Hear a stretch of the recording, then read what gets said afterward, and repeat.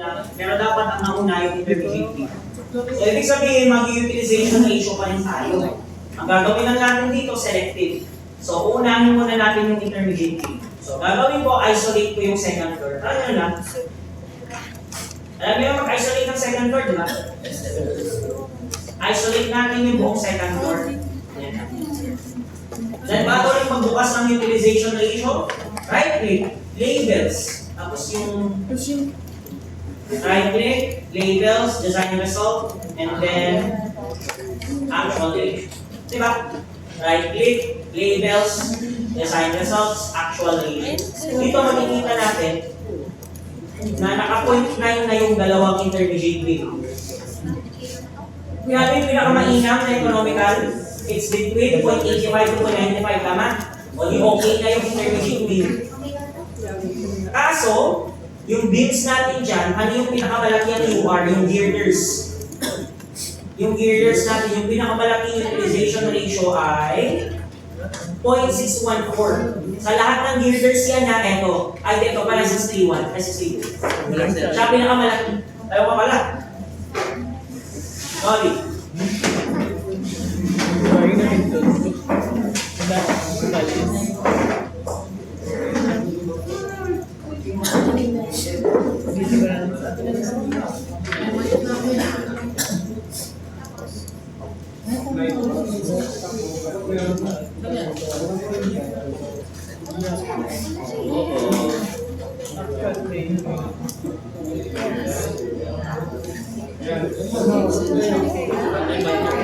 Okay?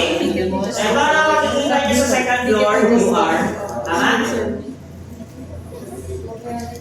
Okay, so ang nakikita natin, yung beams natin na intermediate, 0.9 O3 na yan. Ang pinakamainam kasi is 0.85 to 0.95, so technically economical na to. So hindi na natin babaguhin yung size ng ating intermediate beam. Ang kailangan natin ay yung size ng beams mismo or yung girders. So mapapansin nyo yung girders natin 0.614 na siya. Ang pinakamalaki natin 0.632, so ibig sabihin yan, etong W16 by 26, pwede nyo pang i-reduce. Pero the question is, kapag i-reduce nyo, 14 by 22 na siya. Kung tutusin, lahat ng to, check ko nga, huwag nyo na munang gawin kasi I think mag-fail siya. Or pangit na mamaya yung kakalabasan. So ginawa ko 14 by 22 lahat. Check ko lang. I-check ko lang, huwag nyo munang gawin. So ginawa ko 14 by 22 pag yung girders. Check natin. So open ko rin yung UR niya. So pansin nyo, 0.891 to, 0.87 to, 0.8. Pwede! 932. Kala ko mag-full. Ito na yung pinakamalaki 932. So pwede pala na yung beams ko and girders parehas kasi technically, pansin nyo, no? Maging mas economical pa. Ba yan? Yan. Ilan pala? So ginawa ko, yung buong second floor girders ko ay parehas na lang sa intermediate beam, no? So ginawa ko 14.22 lahat ng nasa second floor. So pwede ko lang i-delete si 16. Pero si 16 kasi sa girder. Pero imagine this, mas malaki yung beams mo sa roof beam kaysa sa beam mo sa second floor. Parang hindi ata ganun yun, no? Maganda yung tama. Kasi malamang yung roof beam nyo, mas magaan binubuhan niya compared sa second floor. So technically, yung mismong wide flange section natin sa roof beam, pwedeng likitan. Kaya kung i-check natin to, i-isolate ko si roof beam, tingnan natin yung kanyang utilization ratio.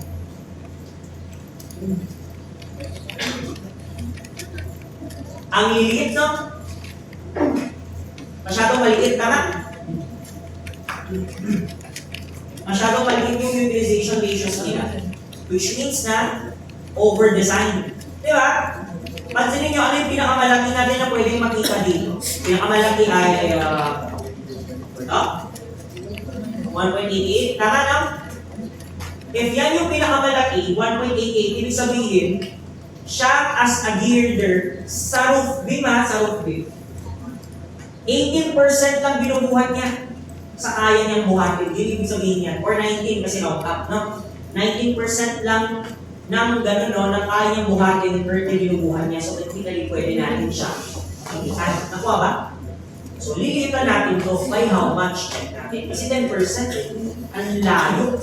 So, gagawin ko, properties, palitan ko si 16 by 26. Kalahatiin ko nga. Gawin ko 8, W8 by 8 by 10, pinakamagaan. So, from W16 by 26 na nasa root 10, gagawin kong W8 by 10. Nakuha ba? Change. Then, kapag na-change na, i-rerun ko na naman. Pinalitan ko yung root beam size, ginawa kong W8 by 10. Nakuha ba? So, yung buong root beam, check natin, utilization ratio.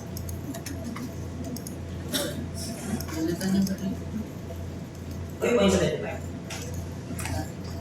Yan ay largest. So, pwede pang likitan. Actually, sige nga, try mo nga. Likitan ko. Sagarin ko, W6. Pinakamagaan na 6. Kaya kasi bakit sinasabi ko, pinakamagaan na 6 by something? Kasi magaan meaning mas mura siya. Nakuha ba? Okay, so 6 by 8.5 pinakamagaan. Nakuha ba yan? Change. Check natin, rerun. So, dapat nasa within 0.85 to 0.95. Pero pag sumobra na, awag na. Balik tayo dun sa 8 by 10. Kasi sumobra na nga. Wala naman natin magagawa kung wala naman natin ibang sizes. So, i-check natin. Geometry para mawala yung R. Labels, sinusoids, actual ratio. O, 924, 927. Pwede. Tama? Yan na yung final. So, ibig sabihin, pwede na pala yung 6 by 8.5 mas mura. Then, nyo, nagiging economical tayo in this case.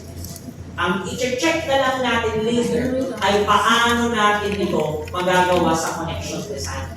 Kasi malamang there is a chance na sobrang liit ng beam mo, sobrang laki ng kalat, hindi mo mai-connect.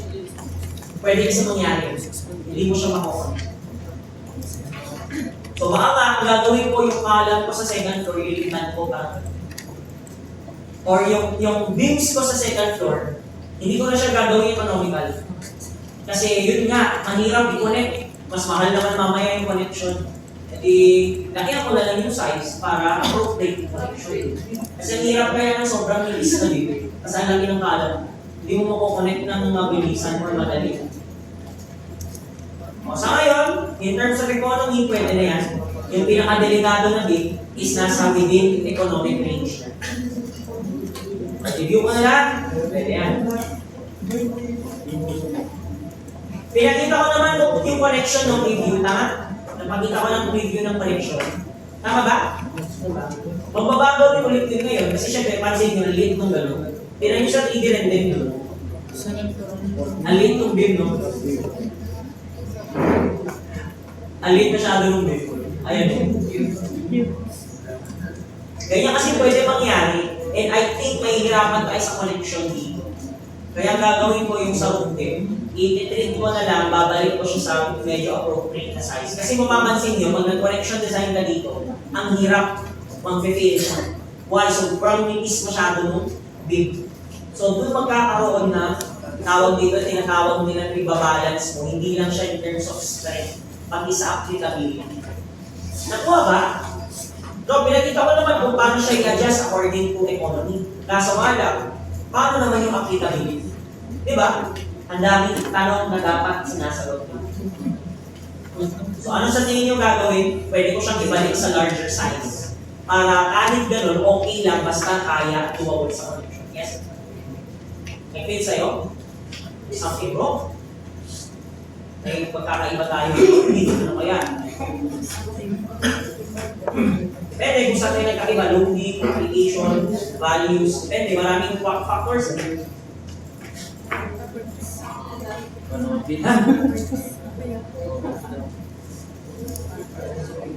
Dami pwedeng reason yan. Pwede magkaiba tayo ng value, magnitude of the loading.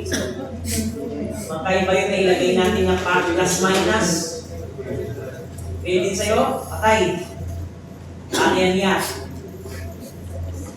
Eh saan tayo nagkaroon ng discrepancy? Paano kaya isa-isayin natin yan?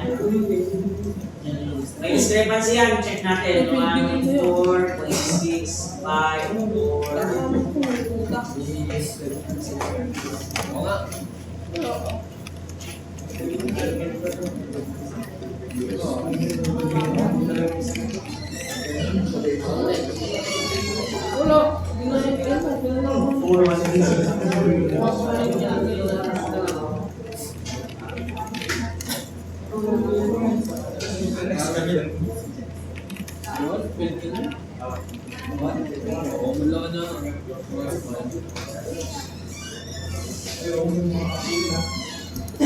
Wala man nakikita ang problem sa ganun ko.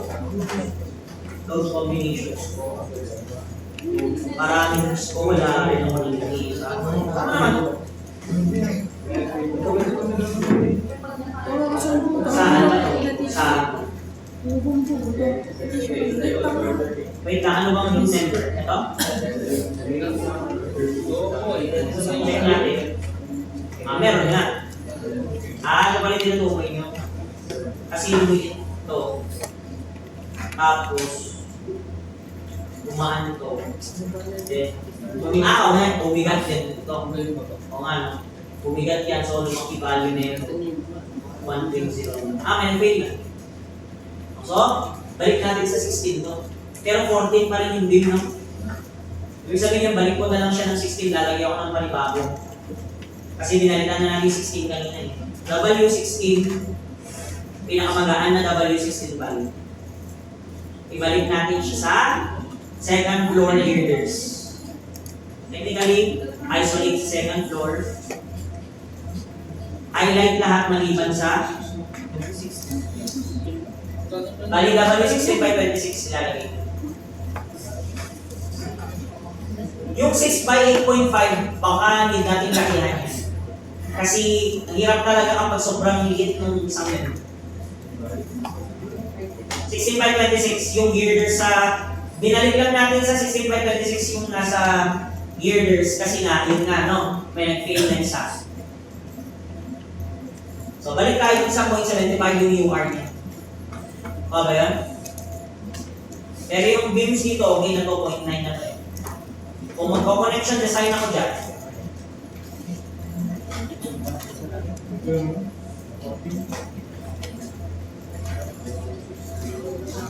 kung mag-BG connection design ako, check ko nga kung pwede. Ganun ba? Appropriate na yung sizes.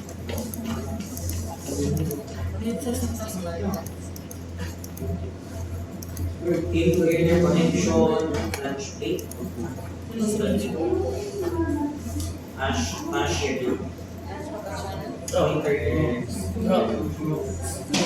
Kaya naman yung size. Okay yung size. Pero yung kanina, kung pupunta tayo sa gano'n, pupunta tayo ng ito. Aliit masyado, pagkita. Mag-gano'n ako connection design. Tapos maglagay ako dito. Tingnan nyo ito.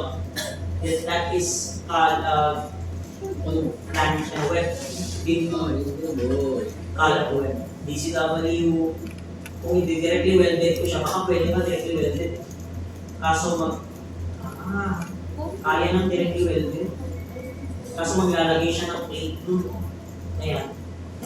May additional plate nga lang. So hindi kasi pwede ito. Hindi kayo pwedeng ito yung web niya, tapos ganyan. Ano mangyayari? Ano yung parang tutusukin niya to tapos mag-bend. Nakuha ba? So nangyayari doon parang actual load acting doon mag-bend dahil doon parang yung tutuhugin. Para mangyari yun, naglalagay sila ng stiffener.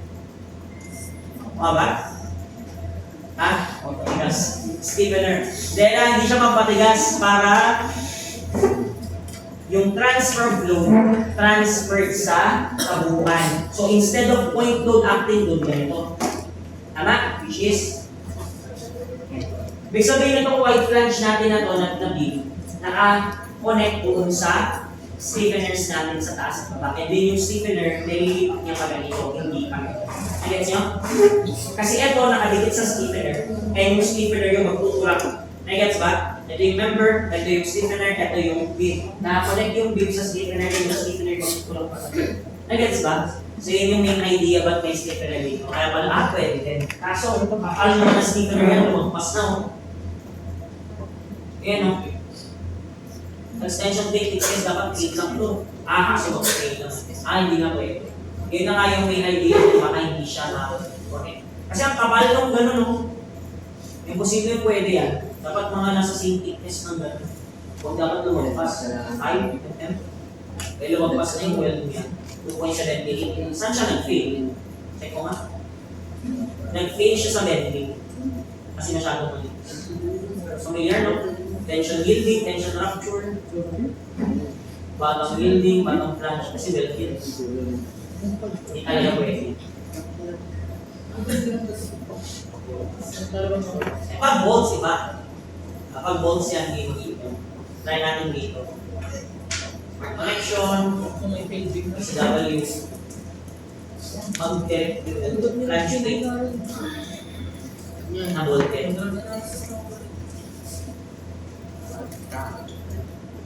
Isa lang tuloy. Ay, may dalawa pala taas pa ba? Uy, parang noise. Tapos, ano yung tawag ko yung gagawin ko ng bolted. Saan nag-fit? Ito, tingnan niyo yung UR niya 0.8. Bakit? Kasi 0.8 yung pinakamalaki. Yun yung pinakadelikado. Saan kaya yung 0.8? Tingnan na natin. So, bottom plate. Kasi magkakaiba yan eh. Ito. Top plate, compression, tension yielding, bolt shear, block shear. Uy, di ba? So, familiar. No. Sa bottom plate naman, pwede rin. Tension yielding, compression, bolt shear, tension rupture, block shear. Parang ginawa natin yan ah. Tapos, pati yung beam mismo, top flange bending, top flange block shear, bottom flange bending, bottom flange block shear. Gano'n kasi yan.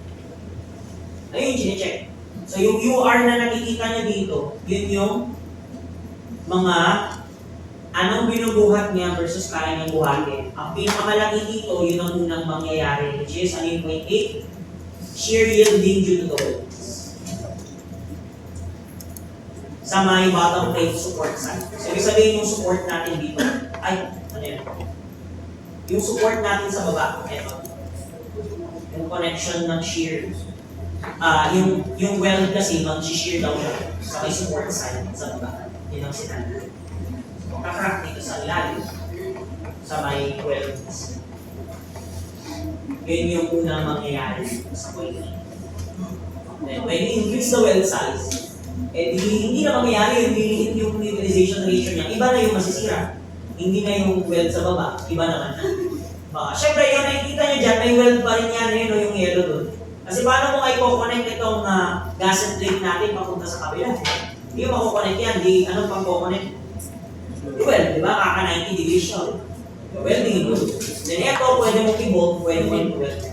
Depende sa pwede mong ilagay. Kaya may stiffener siya para hindi tusok. Kaso, ang problema natin yung nasa taas. Ito. Brad Willis, tinan nyo mag-BCW ako dyan. Na flange plate. Hindi ang flange plate. Bolted. Sobrang liit.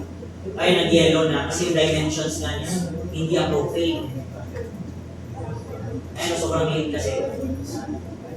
Kaya big lakihan yan kasi nag-yellow siya o kulang sa dimension. Para malalaman, punta dito, part na nag-edge siya, yung horizontal edge distance niya, ang minimum 25.4. Kaya 11.94 lang siya. Asan yung 11.94? Hanapin dito. Kung wala dito, hanapin natin sa DXF. Dito natin makikita yan kung masyado bang maliit. Wala nga dito.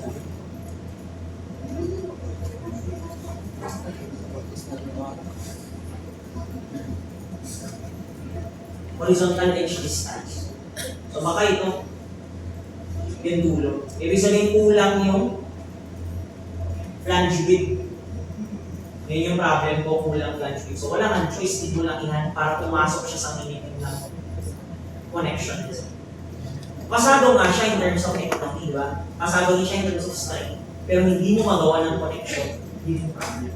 Kaya, wala kang choice. Kailangan mo lakihan yung size para malaki. Kasi pansinin niyo yung dulo ng view. Yung bolt ay Tublo na, no? Baka kunting tinik na lang yan, bearing kang ganun yan, no? Bearing fail. Or black shear yan natin. In that sense, sinasunod siya sa tulo. Skill to. Yes, skill to. Kasi pansin nga, litan ko yung diameter ng bolt, hindi siya 3/4 gawin ko. Set, ano mas malaki? Gawin ko 1/2 na. Deleted. Kaso yellow pa rin. Kulang pa rin talaga yung dimension ng yan. Horizontal edge distance. Meaning ito, kulang talaga yung dimension ng ating flange wheel. Nakuha ba? Masyadong maliit. So, kailangan lakihan ko yung size. It goes both ways yan, ha? So, kahit na model nyo dito na economical siya, pwede hindi siya magawa ng connection. Isa pa maganda itong steel auto drafter. Kasi pag pinindot ko naman yung steel auto drafter, ang maganda dito, nang da-draft na agad yan na kailangan natin, no? So, paano ko gagawin? Sample, gusto ko ng plan. Mag-select ako ng isang beam sa plan na yun, which is nasa second floor. So, right-click ko to, ano bang gusto ko i-drawing? Yung plan o yung section? Pag section, yung frame makikita. Kapag plan, yung plan na makikita gamit. So, pinag ko yung plan at 3,000. 1:100. Para, di ba? Naka-scale na rin. Ganyan, makikita na. Ngayon, eto, kung isa-sync nyo, is DXF5. So, it is anong DXF5? Certificate? AutoCAD. 5.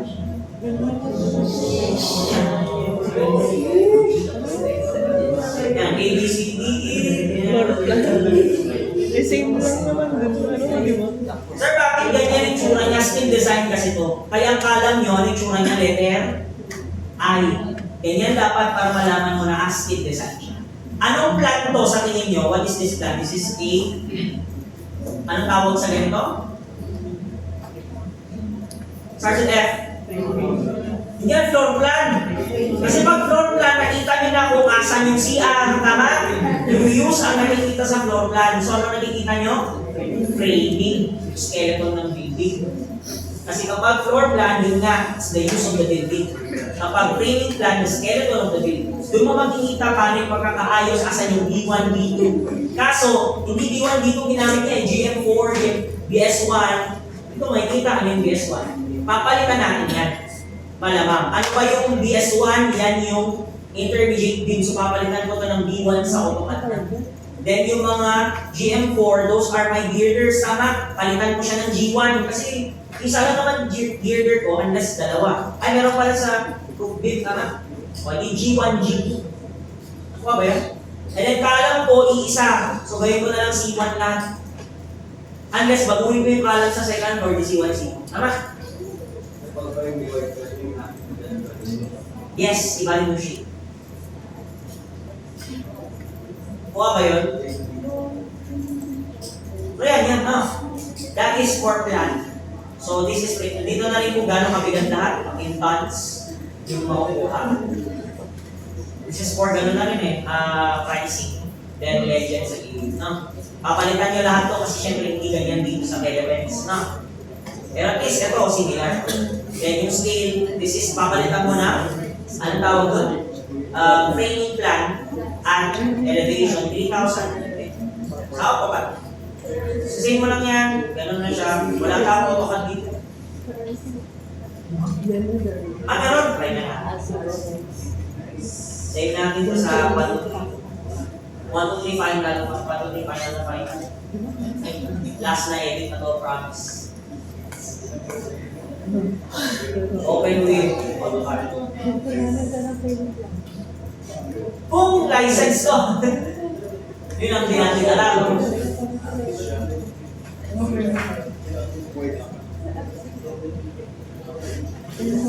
Yung ko rin pamili lang. Hindi nga lang. Wala akong license para. Ano to? Pero nakikita nyo naman, no? Okay na? Sige. Wala akong license pala, sorry. Ayan. Ganyan lang siya, makikita nyo na ganyan, edit na lang. Okay. Ay, pwede. Pwede pala.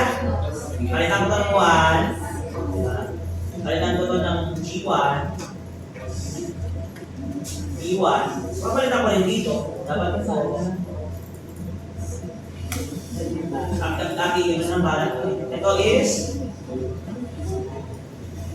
3 plus, right?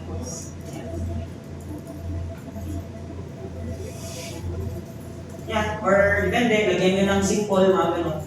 Lagyan mo ng cactus, pwede naman. Bahala kayo dyan kung paano i-edit, no? Sa ganyan na yan. Tapos eto, pag i-gano'n nyo, papaprint nyo, yan na yung gano'n niya. Sa size na yun.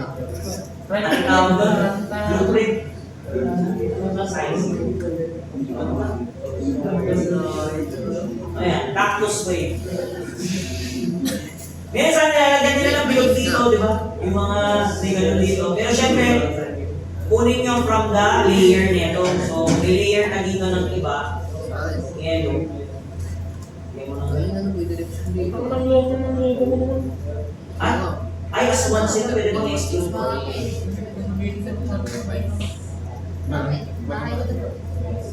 Yung mag-exclude pa. Yung mag-exclude.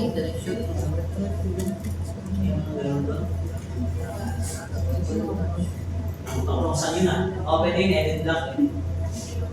Yan na, kaya mo na nga yan, pwede na yan. Pwede naman na siguro yan, no? Or kung gusto mo, balikan mo ito ng buo, hindi mo ma-edit ng ganyan, or na-edit block siya. So, hindi ko na mahanap yung block dito. Or nakalock mo siya, hindi ko lang sure. Kaya, yan na siya, pwede nyo palitan lang. Ito is member take-off, ako gusto yung kanak, no? MDO is member take-off. Yan, section. Okay, so that is plan. Pwede rin naman ganito, right-click ko yung isang column, o depende kung saan frame nyo gusto, ganito, right-click, then section. Pag section kasi is frame ang makikita ninyo in the elevation setting. Kaya pag ito, click ko, 1:100, elevation. Yan siya, no? 1 grid, B naman to. Yan, B. Buka ba? Or section, depende kasi kung paano nyo gusto nyo pakita. Ito, section, top section, at ganito. Pwede makita ng ganyan lang muna, kahit makita nyo lang yung section. Pero gusto nyo na yung mismong draw. Pwede ito in X direction or Z direction na sa same. So, X direction tayo, Z direction tayo. Ganun siya. Yan na yung 3334 na? All in mm. So, yan na rin yung size ng column in real scenario. Yung bin niya. Pag hindi naman dito, ang liit. Yan yung kanina. Ang liit-liit niya, no? So, dapat papalitan yung size, no? No group bin. Siya. Naman yan, no? Sobrang liit. Naka-scale kasi yan, tinamay nasa taas, no? Versus yung nasa baba. Ang layo pa. Diba? Although economical, di ba naman magawa ng connection design, so gawa niya na lang ng same sila. Tapos sa pilit na tayo ng sira na yan, sobrang liit na. Kaya nga dapat palitan niya yung size na appropriate naman na pwede kang in-near sa girder para naman isang bili na lang yan. Possible naman siya kahit. At kahit di na siya economical, at least pwede sa connection. Kasi kung hindi talaga pwede sa connection yan, wala ka rin choice, lalaki yan. Okay? O ganun lang, yun yung reason kung ba't maganda ang state design sa stahan. Hindi mo lang siya mamamodel dito. Magagawa mo na rin connection, meron pang scale autodrafter. And sa autodrafter, magagawa niyo agad yung framing plan. Kasi take note, trabaho ng CE yan. Trabaho ng civil yan ay end product natin, ibibigay natin sa RT. Ito yung framing plan natin. Yan yung ayos ng beams and columns.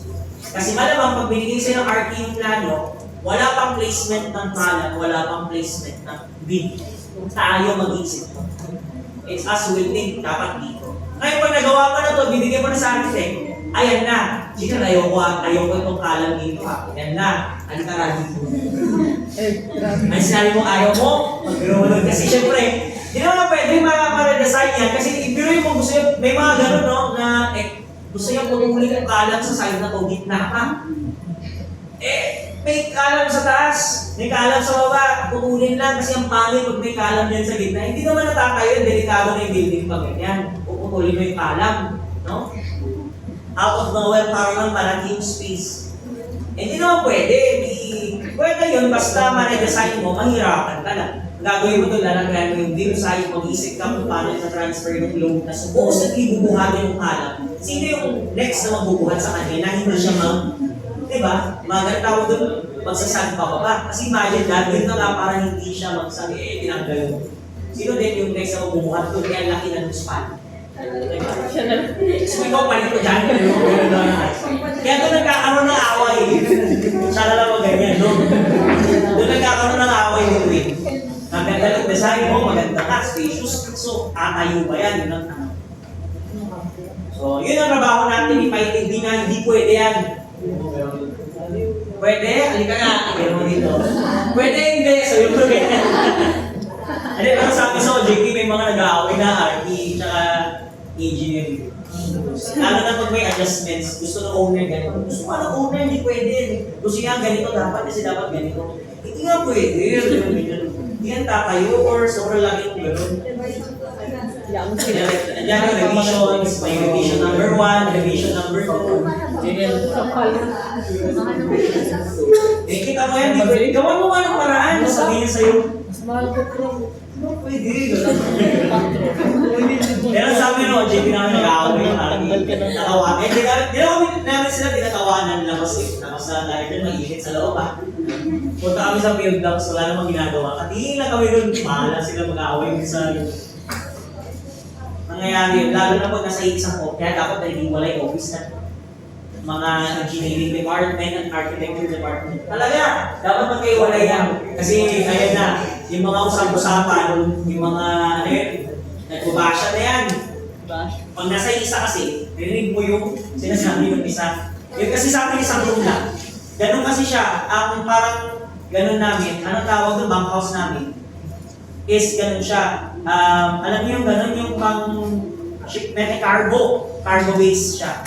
Tapos dito yung RT, dito ang engineering, dito, may isang sidebar sa MDT. May grupo lang pa yung mga MDT, mga electrical plumbing and yun. May grupo lang pa sila. Then meron dito yung mga ano yan, yung taga-tulong lang, taga-photocopy. Kaya meron tatlong upuan na kaganyan lang sila, nag-aanimay sila kung may mga photocopy. Tapos ganun, kailangan na pati, ayaw ulit. Meron, may ganun talaga doon sa Manila yung experience ko, may ganyan sila. Hindi, sila syempre kaklose namin. Kasi syempre wala silang ginagawa, di tabiri kami. Wala kami gano'ng ginagawa nun eh. Lalo pa nag-aaway, wala kang makakausap doon. Pag may away mo sa dalawa, mahirap i-usap na, sir, may away ka. So yun, ganun yung system. Tapos maririnig mo tatawanan, kasama namin yung mga technical working group na nagtatawanan na titinginan kami na gano'n pag may away. Yan, experience ko ako, JP. Hindi naman ako may away, kasi may problema lang. Nagkakasakutan sila. So kasama pati si project manager, si PM sa gitna, assistant PM. Sa gitna sila, RT department, CE department, nandun na lahat, structural, then MET dito nila, then dito yung papakapi. Lawak kung gano'n na may cargo, gano'n na. Parang tayo. Paano yung project namin dun yung 5 tower na proselyum? Proselyum ba ito? Yan mo na lang sa Ay, hindi, proselyum ata yung isa pa project. Spell na ba? C ba yun? Check ko na nga. Hindi ko maalala kung proselyum na ganitong spelling or A-S-E, S-C. Proselyum Makati. Arakwel na. Residences.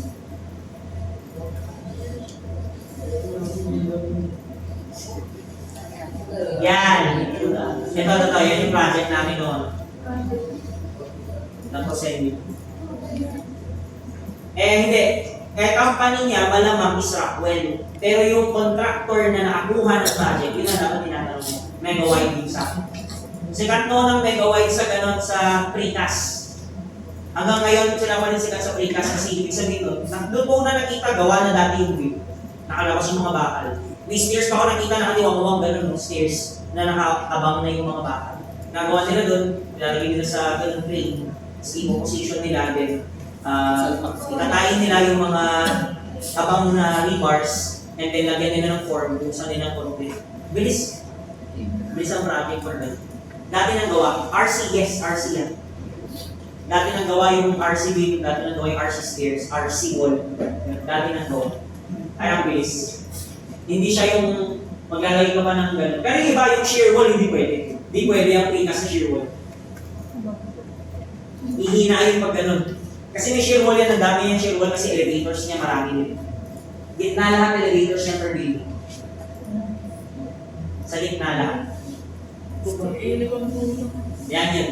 Manila, may experience ko high-rise. Yan talaga ang magandang experience. Lalo na pag yung project kasi nung nadatnan namin yan noon, way back 2014. Huhugay pa lang sila ng lupa sa isang tower. Yung kabilang tower, nag-start pa lang sa ground floor. Yung isang tower, di ba nung umpisahan sa lupa pa lang siya. Ano yung nag-clearing and grabbing pa lang. Kasi nasa gitna, yung pa lang yung parang gano'n na parang hindi pa wala pang kaganapan ng kahit na. So parang nung natapos yung 1 month namin dyan, naka-second floor pa lang yung natapos. Tapos nagka-problema kasi yung sa hinukay nila malapit sa Pasig View. Yung tubig pupunta doon. Initial na ginawa nila, nilagyan muna nila ng parang pump para mailabas yung tubig gamit generator. Kailangan 24 hours yun. Diba? Nalulugi na sila, binigay nila yung project sa iba. Nagpa-subcontractor sila para lang maayos.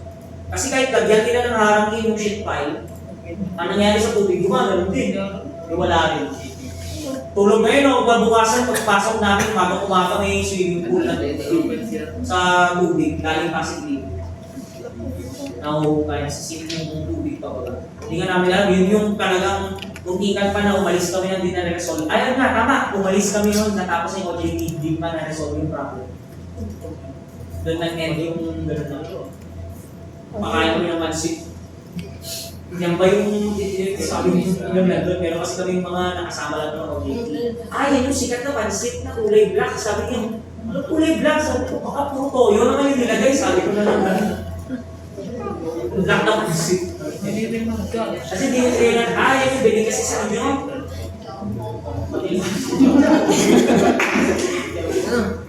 Kaya yun yung nagpakain kami ng pansit sa Manila. Naghanap pa kami ng kabulingan ng pansit. Kaya okay din ang OJT sa Manila. Lahat ng tipo ng tao. Kaso mahirap ata yan ngayon. Parang balita ko ata kahapon, yung or kaninang madaling araw, ang parang gano'n na konti na yung nagpapasada ng yun na nga, di ba? First time ko nakita yun, na parang zombie board yung nasa gilid ng EDSA. Ganyan, lahat, itigil ng bus na gano'n. Kasi wala na, ang nasasakyan na lang ata nila bus na iba, tapos ilang jeepney kasi di ba, hindi na namamasada, yung iba nandun sa may ayuda. Di ba? Wala silang masakyan. Mahirap yun. Manibigordias ang Manila pag tumagal. Kasi syempre, wala, may gawin mo yun, tapos late ka, tapos gano'n, hindi may nasasahod. May kulang na nga yung masasahod mo, mababawasan ka. Ano yung everyday grab? Ayos. Utak ko doon. Everyday grab, ayos. Wala, dami yan kung nakita nyo yung gano'n. Hindi ko yung pinabubukan sa akin ng umaga. Nakita ko yung kabak doon sa problema sa Manila. Kaya makaisip ko, kayo yung mga nag-review doon. Hindi mo na isip. Tapos susunod, ayaw nga no, paano pag... Ito ang experience natin to sa batch namin. May nag-exam. Kami kasi, ang review center, malapit sa may Legarda Station. Mga ganun yun eh. Ano naman tawag doon? Basta may isang specific na lugar doon na nandun ang review center, tapos may mga schools doon na pwedeng mag-board examan. Ako kasi, pinag-board examan kung malapit lang walking distance yung di Manila. Lapit lang. Parang UP Manila lang ako.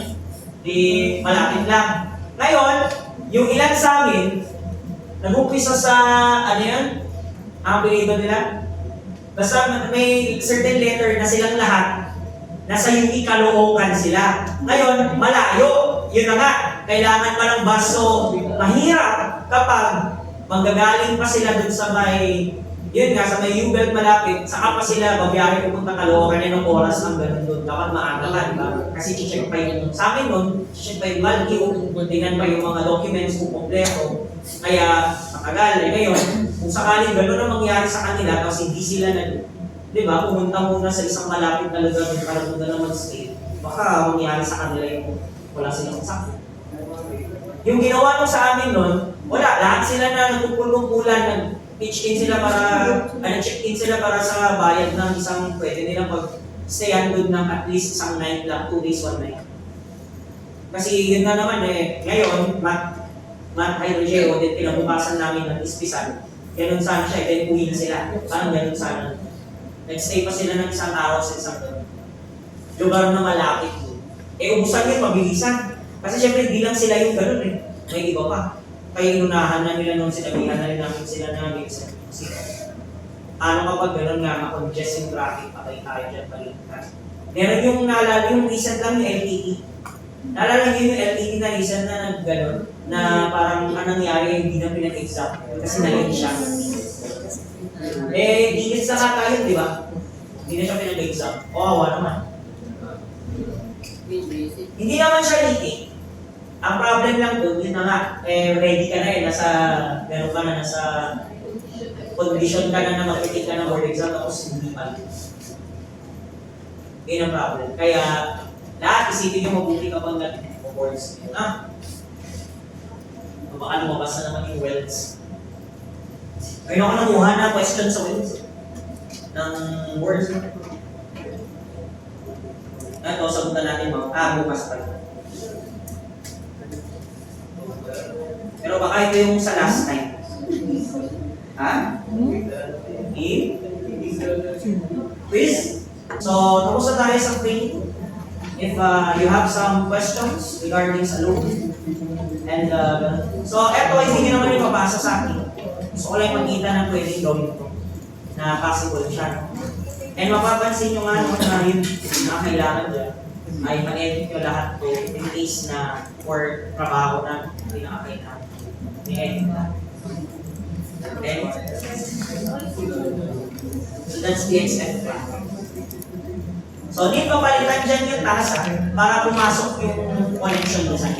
Pero since wala pa naman tayong connection design, kayo kung paano nyo siya i-redesign. Kasi wala pa connection design. Sa Stilographer, pinagiging isang member and right click.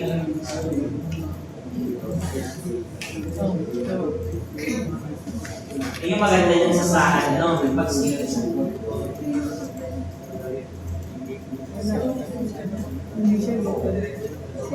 Brian Yung iba pa nga, no, ang balita ko, yung iba, dyan na nila ginagawa sa estado umpisa.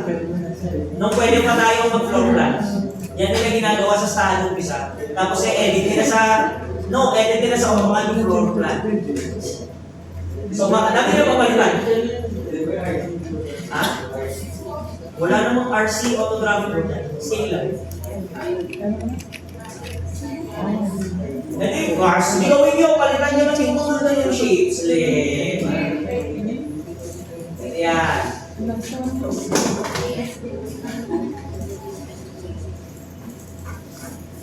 O yan, wala naman natin yung ha? Tapos na, enter natin.